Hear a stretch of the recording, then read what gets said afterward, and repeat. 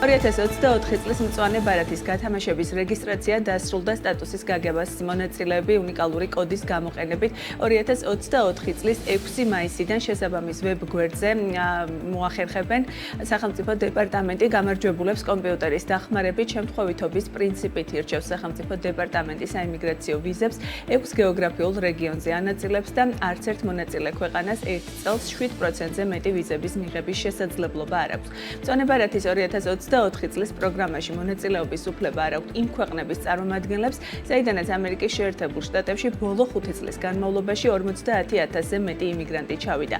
ასეთია მაგალითად ბანგლადეში, ბრაზილია, კანადა, ჩინეთი, კოლუმბია, დომინიკოს რესპუბლიკა, ჰაიტი, ჰონდურასი, ინდოეთი, იამაიკა, მექსიკა, ასევე ფილიპინები, კორეის რესპუბლიკა, დიდი ბრიტანეთის გაერთიანებული სამეფო, ჩრდილოეთ ირლანდიის გარდა, ასევე მასზე დამოკიდებული ტერიტორიები ვენესუელა და ვიეტნამი, ჰონკონგისა და მაკაოს სპეციალური ადმინისტრაციულ რეგიონებსა და ტაივანში დაბადებულ პირებს კი ამ პროგრამაში მონაწილეობის უფლება ეძლევათ. 2024 წლის მწვანე ბარათის პროგრამის ფარგლებში მსოფლიოს მრავალ ქვეყანაში და მათ შორის საქართველოშიც 55,000 მწვანე ბარათი თამაშდება, როგორი იყო წელს მონაწილეთა აქტიურობა, დეტალებზე სასაუბროთ ტურებიჯის დამფუძნებელი ნიკა გოგოლაძე გვერდდება სტუდიაში. დილომშვიდობისა ნიკა, მადლობა თქვენი დროისთვის. ტრადიციულად თქვენთან ერთად ვაჯამებთ ხოლმე მწვანე ბარათის მიმართულებით არსებულ სურათს საქართველოში. როგორ იყო წელს აქტიურობა? წინა წლებში საკმაოდ ბევრი იყო, თუ გვაქვს საერთოდ ზუსტი მონაცემები და როგორია წინა წლებთან? კი ბატონო, დავიწყებ იქიდან, რომ პატარა შესწორება შევიტან თუ შეიძლება.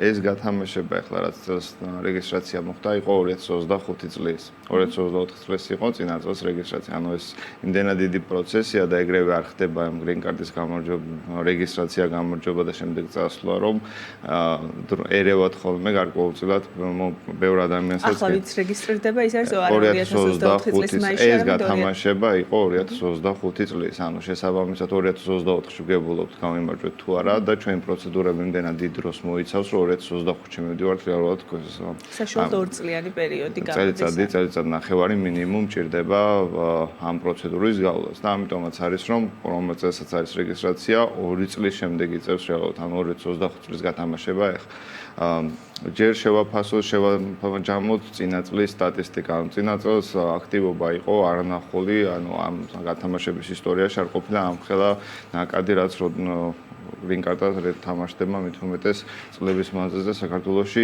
იზრდებოდა და იზრდებოდა, მაგრამ ის რაც ხდებოდა შარშან ამხელა აქტივობა არ ყოფილა არასდროს.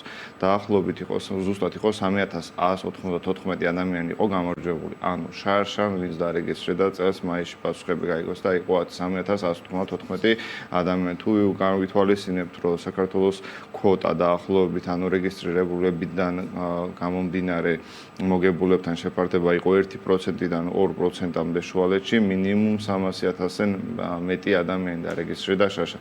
ბოლო მესამე წელია აღარ აქვეყნებს კენტუკი ამ ინფორმაციას, თუ რომელი ქვეყნიდან რამდენი ადამიანი დარეგისტრირდა. ჯამში სადღაც 13-14 მილიონი რეგისტრირდება ხოლმე მსოფლიოს მასშტაბით სულ მინიმუმ. და ეს ქვეყნები უკვე აღარ არის ზუსტი მონაცემები, რომელი ქვეყნიდან რა აქტივობა იყო. ჩვენ უნდა ვივარაუდოთ, რომ შარშან 300-400,000 დარეგისტრირდა და დაახლოებით 300-ზე მეტმა ადამიანმა გაიმარჯვა. ჯერ არ წასულან. მათი გასაუბრების პერიოდი ეხლა დაიწყო და აქვე დავამატებ იმას, რომ წინა წლის, ანუ შარშან წინ ვინც იყო, მათი გასაუბრებები დასრულდა ეხლა 30 სექტემბერს, მათი გასაუბრებები ჩანს სამწუხარო ფაქტი მოხდა, რაც წლების მანძილზე არასდროს არ ყოფილა.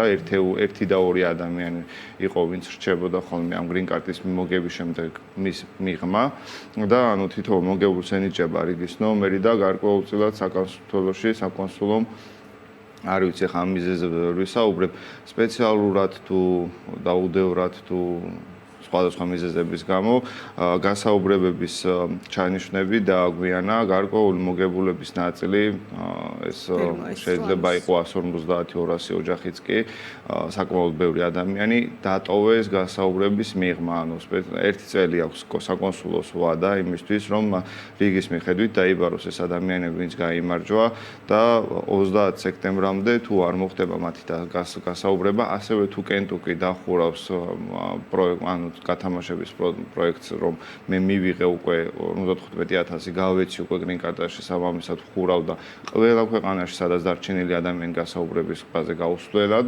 ის ადამიანები კარგავენ green card-ს და ჩვენთან ეს ფაქტი ძალიან სამწუხარო იყო, იმიტომ რომ ძალიან ბევრი ადამიანმა უამრავი ხარჯი გაიღო, მოემზადა იქ გასაუბრებისთვის, საბუთების მომზადებული აქ სამედიცინო შემოწმება და ეს ფაქტი იყო საკმაოდ შოკის მომგვრელი.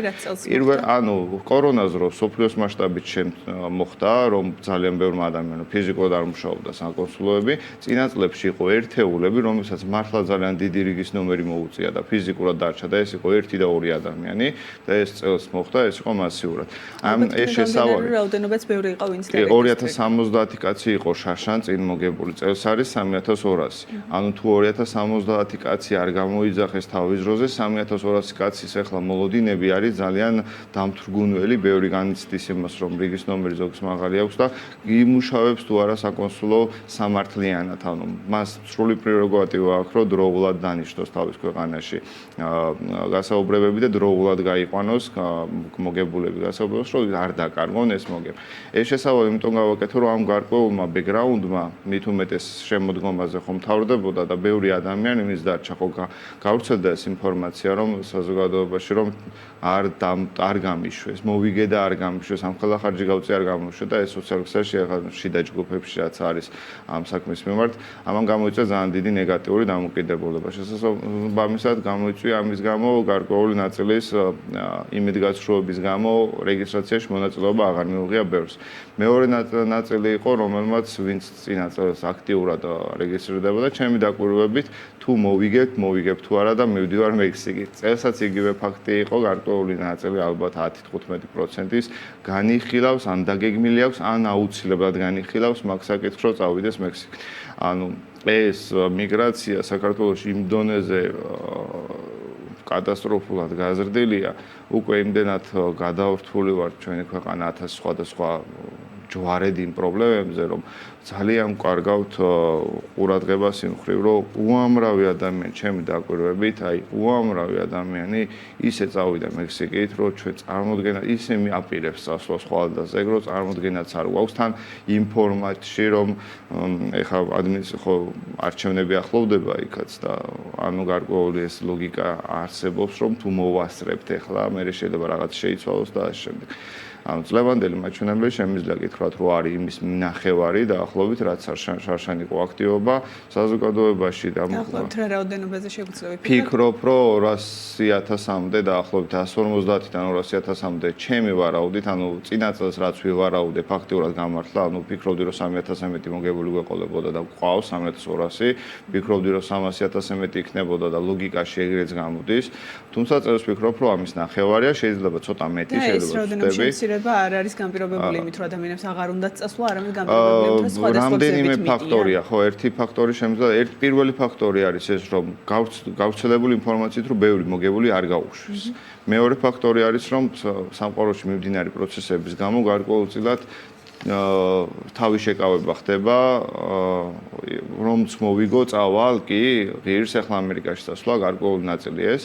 გარკვეული ნაწილი რაც ძალიან მიხარია, რომ თავადაც ისწავლეს გაკეთება და თვითონ დამოუკიდებლად ყოველგვარი შეცდომის გარეშე აკეთებენ ამ რეგისტრაციას და კიდევ გარკვეული ნაწილი, რომელიც აღარ განიხილავს ამ green card-ს და პირდაპირ ეძებს გზას როგორმე ჩავიდეს ამერიკაში და აქ ძალიან სამწუხარო ფაქტები ახლა მასიურად გვესმის გადავიდა უპრობლემოდ, პრობლემა არ არის, მაგრამ ახლა მე მაქვს შეხება და ბევრ ადამიანთან მქონია საუბარი, რომ რა შეიძლება ეშველოს მის ამ მდგომარეობას, ანუ უკან დაუბრუნებია ძალიან ბევრი და ამხელა ხარჯი, ამხელა ფული და ანუ ძალიან რთული სიტუაცია მაქვს. მე არასდროს არ ვეთანხმებოდი მაგ პოზიციას და ყოველთვის ვაკრიტიკებდი, რომ ეს ძალიან საშიში რთული და ფინანსურადაც ძალიან რისკიანი გზაა. კი ბატონო, რა არის ახლა შემდგომი ნაბიჯები და წესები იმ, არ ვიცი, ახალი პოლიტიკიდან გამომდინარე, რაც შეიძლება კონდეს მათ შორის დებატა? ერთადერთი, რასაც მე ურჩევ ხოლმე მოგებულებს, გამომდინარე იქიდან, რომ საქართველოს საკონსულომ ესეთი პრეცედენტი დაუშვა, რომ არ დაიბარა დროულად გასაუბრებაზე ხალხი, ამ ადამიანებს ურჩევ ხოლმე, ვისაც აქვს რესურსი, ანუ იცის რომელიმე ენა, რუსულიც, ინგლისურიც, გერმანული, ფრანგული, გასაუბრების გავლა შეუძლია ნებისმიერ მოგებულს ნებისმიერ სხვა ქვეყანაში. უბრალოდ აქ ხარჯებთან არის ხო დაკავშირებული, უნდა ჩახვიდეს სამედიცინო შემოწმებისთვის სალკე იმ ქვეყანაში, სიტყვაზე თუ ავიღეთ გერმანია, კონკრეტულად სიტყვაზე ფრანკფურტში ხარ ჩაწერილი, გასაუბრებთ.